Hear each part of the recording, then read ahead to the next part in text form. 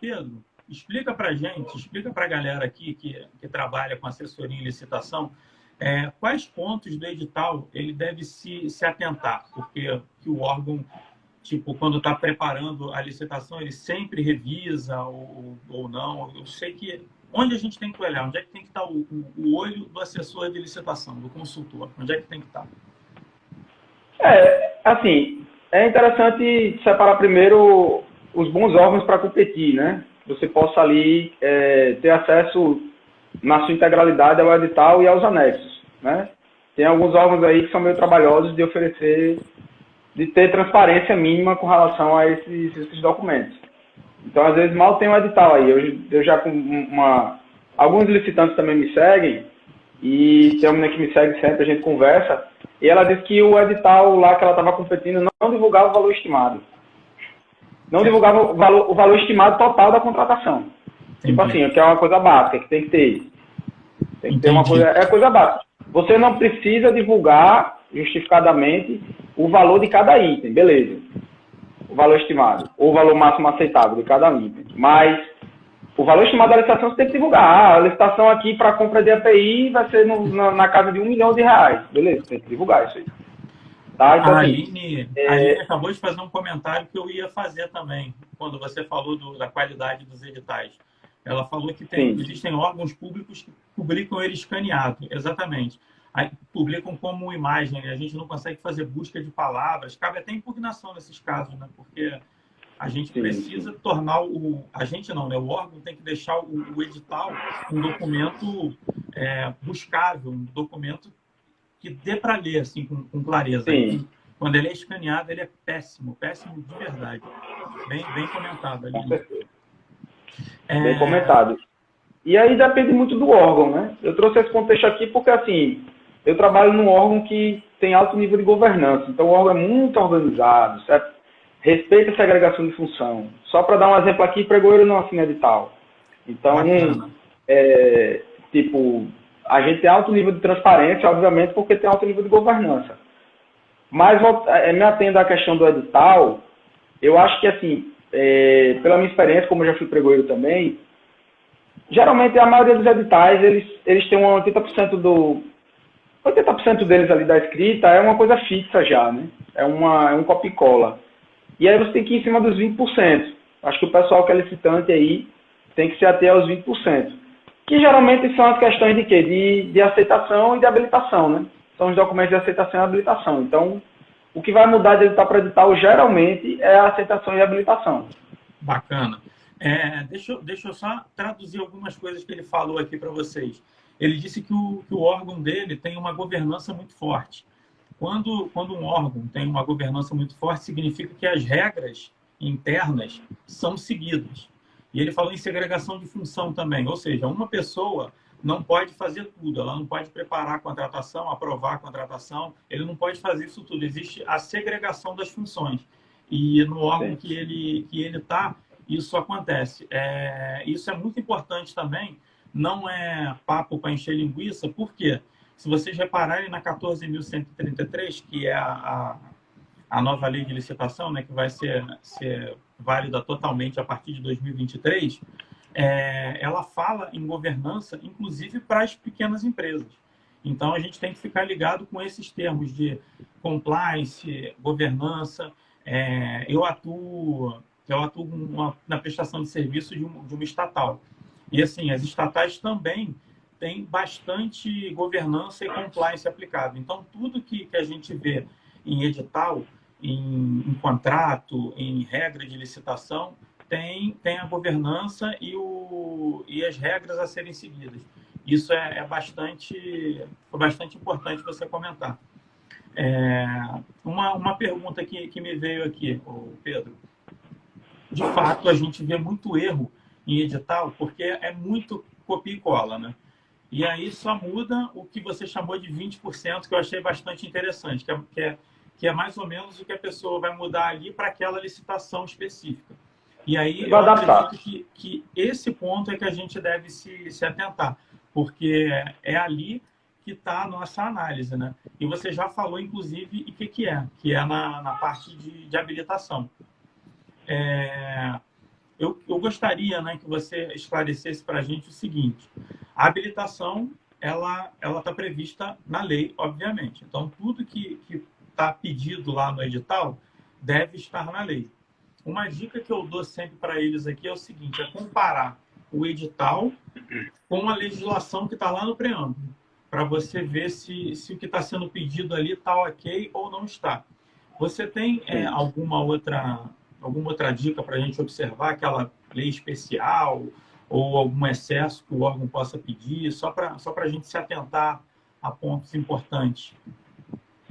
Bom, a questão do excesso eu acho que você vai pegar com a questão da experiência, né? Por exemplo, dependendo do tipo de licitação que você concorre, você vai ver ali que tem coisa que está sendo cobrada a mais. E aí você não pode dormir e tem que acionar logo o órgão, né? Tem que mandar ali o pedido de esclarecimento para ver o que é que o órgão vai responder. E o órgão vai ter que responder no tempo hábil. Se for um órgão sério, ele vai responder no prazo. Então, assim, vamos dizer que você está competindo num pregão eletrônico, que são 8 dias úteis aí, no mínimo, para você ter esse período entre a publicação do edital e a abertura do certame, né?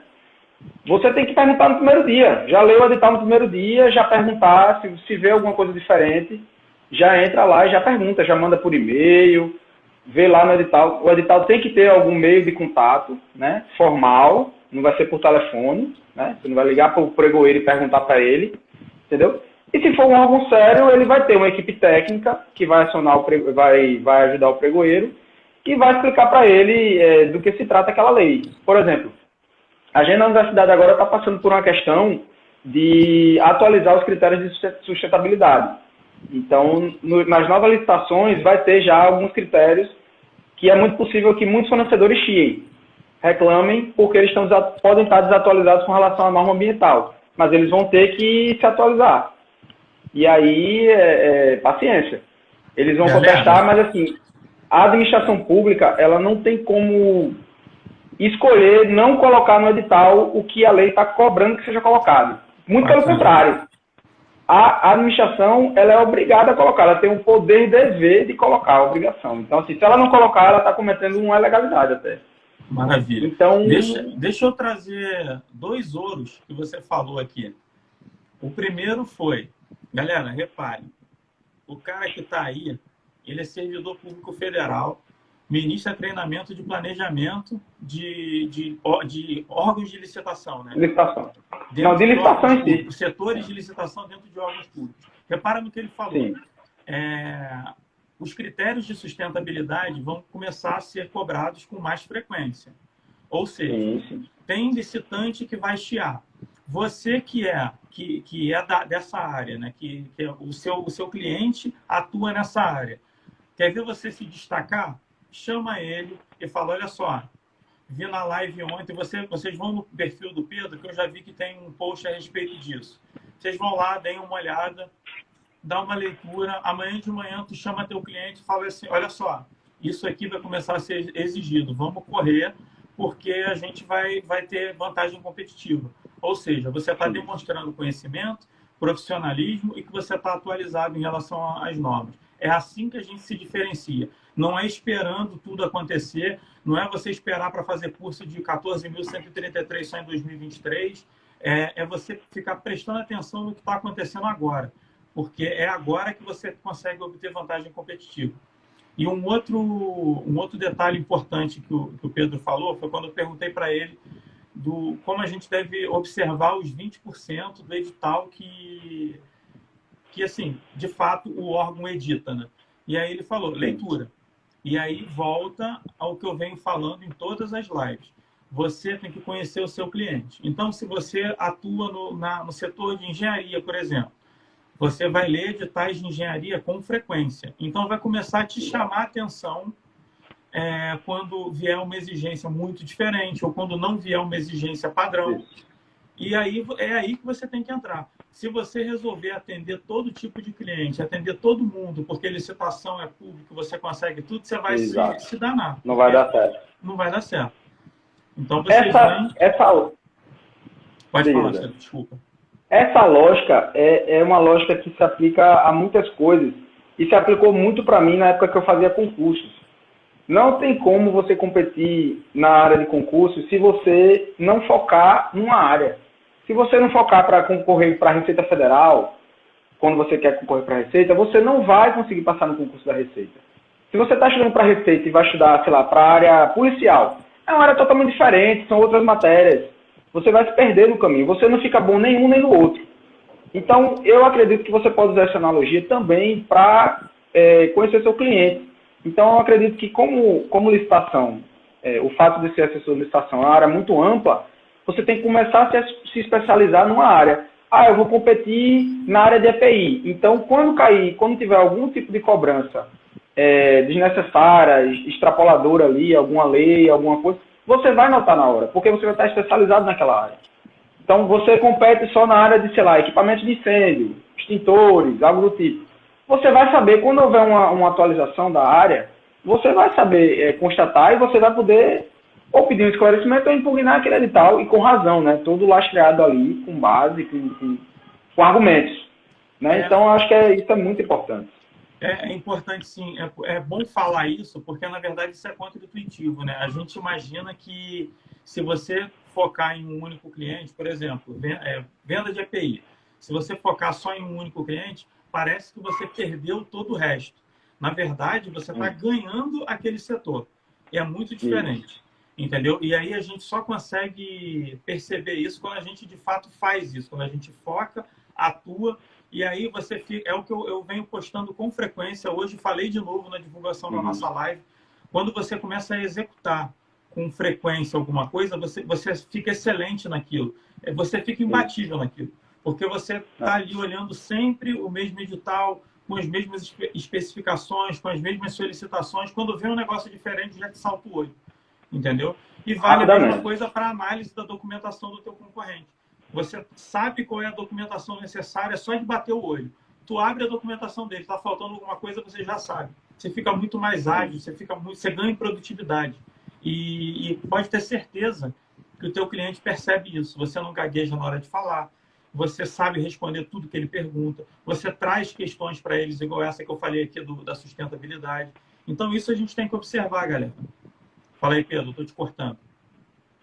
Não, pode falar. Eu acho que eu concordo com você e usando esse exemplo aí de EPI, são muitas licitações de EPI no Brasil todo, né? Então, se você se especializa nessa área, é muito mais fácil conseguir cliente porque você vai virar tipo uma referência. Você fica muito mais seguro, você fica muito mais consciente do que você está fazendo. Então, se você vai competir em diversas áreas, eu acho que você perde um pouco o foco e pode prejudicar a sua interlocução aí, né? A sua presença junto ao seu cliente, que seria uma empresa, né, no caso. Estou entendendo aqui. Uma dúvida que eu tenho. Como que a gente pode se certificar quando um edital está solicitando algo a mais, mas assim, que a gente vê em muitos editais, por exemplo, prazo de validade para atestado de capacidade técnica, a gente vê lá. Só vai ser aceito atestado de capacidade técnica dos últimos 2 anos. E aí, como que a gente pode ver, dar uma pesquisada, se isso é válido, se isso não é válido, se está dentro da legalidade ou não? Bom, tem o site do TCU, né? No caso, a nível de união. Se você está competindo no órgão federal, então você pode entrar no site do TCU, é muito tranquilo. Você vai analisar a jurisprudência, né? Então, o que é que o TCU está falando sobre aquele assunto? Então, você vai colocar lá, atestado de capacidade técnica, validade do atestado, algo do tipo. Você vai fazer uma busca e vai começar a ler aqueles julgados e vai tentar entender ali. Você pega, sei lá, de 3 a 5 julgados, os mais recentes, há 5 anos, e você vai entender ali o entendimento do TCU.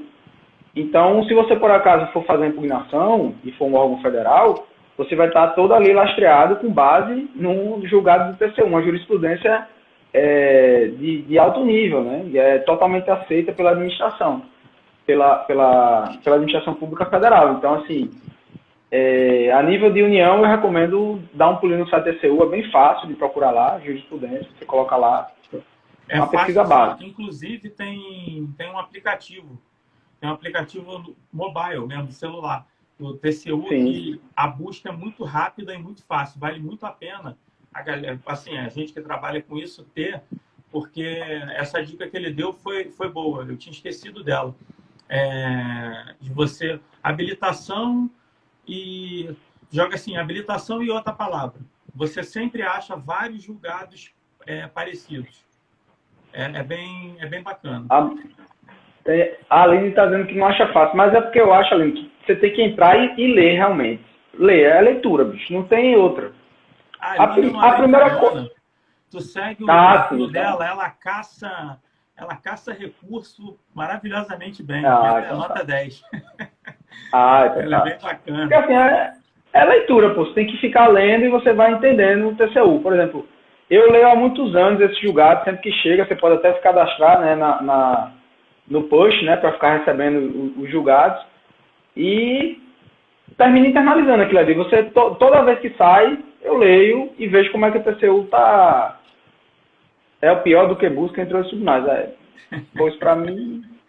Uma coisa que eu acho assim, interessante que você está falando é assim, claramente, uma característica de você que resolve trabalhar com licitação, né, ser assessor, ser consultor de licitação, é a capacidade de leitura.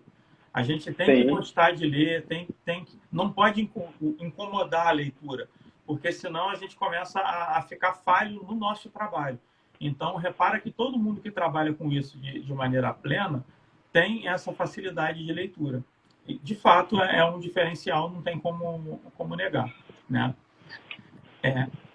Tem mais alguma coisa? Uma das questões que eu resolvi até criar o perfil foi porque, quando eu era pregoeiro, eu sentia muita pena de muitos licitantes, porque eles perdiam muitas licitações por não ler o edital. Só Sim, por isso. Tem muito. A gente vê, porque eu não podia colocar no chat. Olhando os recursos, as coisas que vêm, tem muita coisa absurda. Assim, as pessoas, de fato, não sabem ler o edital. Inclusive... Eu não podia colocar no chat. Eu ficava me coçando para colocar no chat. Você não leu o edital? Dava para vontade de tratar. Não podia porque era a autoridade ali, digamos, né, diante do licitante. Mas, tipo, tinha que manter, mas dava vontade de perguntar. Meu amigo, você não leu o edital? Que isso é óbvio, estava no edital. Assim, coisa besta. E eu tinha que desclassificar a proposta, eu tinha que inabilitar o cara, porque o cara é coisa simples mesmo. Assim, estava bem grande lá no edital, só não estava em negrito, mas estava lá, é evidente, entendeu? Galera, reparem no que ele falou.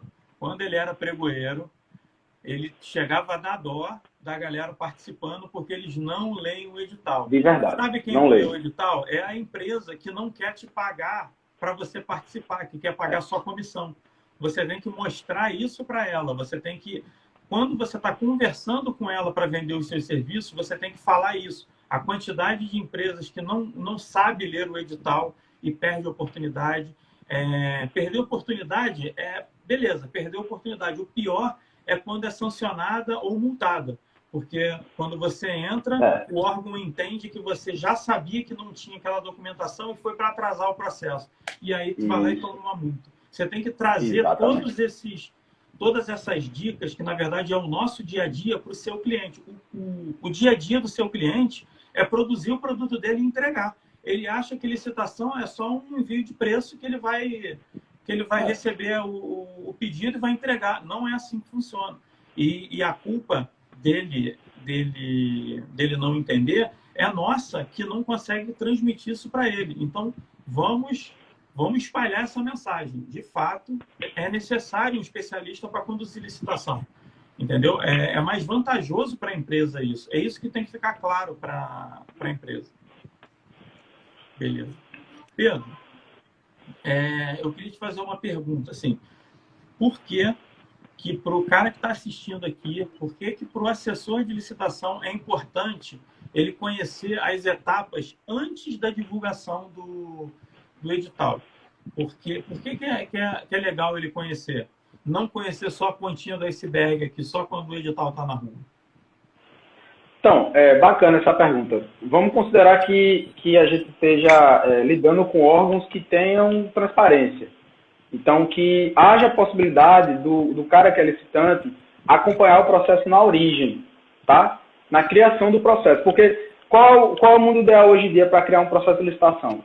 É criado um processo de planejamento, tá? Então, o processo de licitação nasce como planejamento. Ele não vem definido. Então, lá no planejamento, você vai fazer o estudo técnico, mapa de risco, termo de referência, vai fazer toda essa documentação e vai decidir como é que você vai fazer essa contratação. Esse planejamento é público? É público, é público.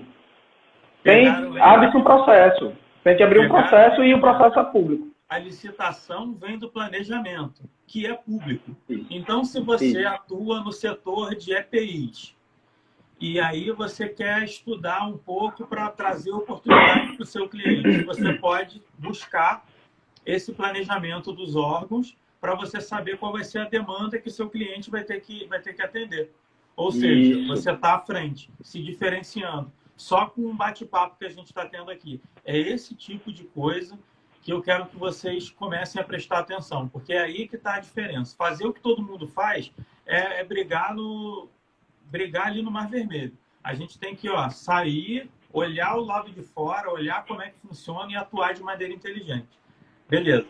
Pode seguir, Pedro. Obrigado. E é isso mesmo. Depois do planejamento, que a gente pensa, né, que é o setor onde eu estou trabalhando agora, a gente pensa como é que será a melhor forma de contratar aquele objeto para atender a demanda de uma unidade. A gente tem uma central de compras. Então, a gente recebe uma demanda de uma unidade requisitante, ela tem um problema que precisa ser resolvido. E aí, a gente, como setor de licitação, a gente vai pensar na melhor forma de resolver aquela demanda. Isso é o planejamento. Então, o planejamento ele pode se transformar num pregão eletrônico, ele pode se tornar uma adesão, ele pode partir para uma dispensa de licitação, ele pode virar uma inexigibilidade de licitação. Então, ele pode virar essas 4 coisas. Ele não necessariamente vai virar um pregão. O pregão é o melhor. Por quê? Porque, a grosso modo, 90%, 95% do que é comprado na administração pública são bens e serviços comuns. São coisas que são facilmente mensuráveis de forma objetiva. Então, a lei diz que você tem que adotar o pregão eletrônico, inclusive. Então, assim, a maioria das coisas que vão se tornar, que vão ser compradas, tem que ser por pregão. E o ideal é que se faça por registro de preço, né? Porque o registro de preço você tem uma flexibilidade orçamentária, cria-se uma ata de registro de preço, a ata fica ali disponível para fornecimento, enfim. Então, assim, considerando um órgão que tenha governança e que tenha transparência, necessariamente, você pode acompanhar o processo de planejamento desde o seu início. Se você entrar no site da UFRN agora, tem lá o planejamento que eu estou fazendo, sei lá, para EPIs. O de EPIs desse ano não está na fase de planejamento, já está na fase de pregão já virou um processo de pregão. Mas você pode entrar lá e acessar, é público, tem que ser público. Qualquer pessoa do povo, meu pai que é aposentado, que não faz nada da vida, tipo, se ele tiver afim, ele pode ir lá, ler o edital e dizer, não, vão impugnar esse edital aqui, está errado. Você tá comprando uma coisa que vai onerar. Se ele provar, tem como ser impugnado, porque é um recurso público que está envolvido. Então, qualquer pessoa do povo é parte legítima para contestar isso aí. E trazendo uma questão bem atualizada agora, o decreto 10.947, do dia de 25 de janeiro agora, ele trouxe o calendário de compras, tá? O calendário de compras. Isso aí é uma dica foda para a sua galera aqui. Foda mesmo. O órgão público sério, que se preocupa com compras e tal, ele vai ter que organizar um calendário de licitações. Então, ele vai ter que dizer, em julho, eu vou licitar EPIs. Em julho, vai ter uma licitação de EPIs. Em agosto, vai ter uma licitação para extintores. Em setembro, eu vou comprar material hospitalar. Então, licitantes, se preparem que nesse período, mais ou menos, vai ter uma licitação aqui no meu órgão para esse tipo de material. Galera, então, diga lá. Captaram? Quer dizer, a gente tem como se antecipar. Tá vendo aí? Só essa dica já valeu a live. Galera, valeu, tchau. Podemos fechar que isso aqui já vale dinheiro, entendeu? Muito, muito legal, Pedro. Bem interessante. A pergunta que eu ia te fazer era exatamente essa. Era quanto tempo antes é feito o planejamento? Mas agora com esse decreto, a gente tem de fato como acompanhar em tese, né? Aí é a teoria. Na prática, existe uma luta cotidiana, laboral dos órgãos para que exista uma compressão do espaço de licitação, né? do espaço do processo de andamento. Então, aí envolve muita coisa, envolve servidor público que dá trabalho, setor que ainda está se estruturando, tem uns setores que trabalham mais rápido, outros que trabalham mais devagar, tem um objeto que é difícil de licitar, tem a equipe técnica que participa ou não participa, a pesquisa de preço às vezes é difícil de fazer, entendeu? Tem a assessoria jurídica do órgão que dá trabalho. Então, ali o órgão vai ter uma média, né, de quanto demora uma licitação, por exemplo, de aquisição de qualquer coisa. Aí vai ter uma média de contratação de serviço. Então, tem uma média. A gente, lá na UFRN, a gente não tem esse estudo ainda sacramentado. Ou seja, a gente tem umas ideias de quanto demora cada coisa. Tá? Não, entendi. Mas existem órgãos que têm isso aí estabelecido. Tipo, eu sei que a minha fase de pregão eletrônico, se eu for fazer um pregão eletrônico hoje em dia em tal órgão, dura 3 meses. As estatais já tem. Eu tenho esse planejamentozinho mais certo dentro das estatais. Patrícia, você fez uma pergunta. O planejamento de compra será público? O planejamento, ele é público. O que a gente está falando aqui é que saiu um decreto onde os órgãos vão ter que publicar um calendário das licitações. Então, a gente vai poder, em tese, olhar e ver que em julho vai ter uma licitação de EPI, em setembro vai ter uma licitação de descartáveis. É isso que a gente está falando. Os órgãos de engenharia também deve ter, mas não, e aí não são serviços comuns, são serviços de engenharia. Entende? Eu sei que a Patrícia, já conversei com ela, eu sei que ela trabalha no setor de engenharia. Os órgãos, eles estão obrigados agora pelo decreto, ele já está vigente, então eles vão ter que criar um calendário de compras e publicar esse calendário, tá?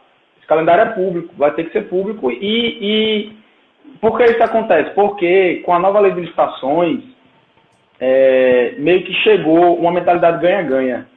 A administração pública, a nível, principalmente federal, né, as mais organizadas, elas têm que começar a pensar e tornar meio que um valor, essa mentalidade ganha-ganha. O licitante, vocês aqui, não são adversários da gente, não são inimigos. Vocês são parceiros. A gente está querendo contratar vocês para atender uma demanda que a gente está sofrendo. Então, a gente tem que pensar em mecanismos, em estratégias, em práticas de gestão que facilitem a vida de vocês também. É o decreto 10.947. 10.947. Ele substitui, ele fala sobre o PCA, Plano de Contratações Anual. Então é isso, José. Os órgãos mais sérios, eles estão começando essa mudança, entendeu?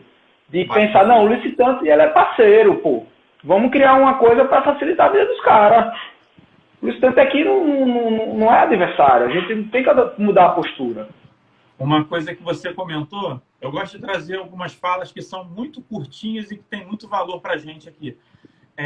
Você falou que o planejamento resulta em pregão, SRP e tal, e aí você falou assim, a gente dá mais valor para SRP, né? A administração pública séria dá mais valor a SRP. Então, olha, galera, presta atenção numa coisa. Empresa, infelizmente, que eu vou falar aqui é uma verdade dura e nua. SRP não é para empresa muito pequenininha, né? Então, o SRP, como a gente tem que garantir o preço e a quantidade durante pelo menos um ano, significa que eu estou falando de empresas que giram estoque, eu estou falando de distribuidores, eu estou falando de fabricantes. Então, a gente que está aqui como assessor e consultor de licitação, sabendo que o órgão público tem preferência por SRP, o que você vai fazer?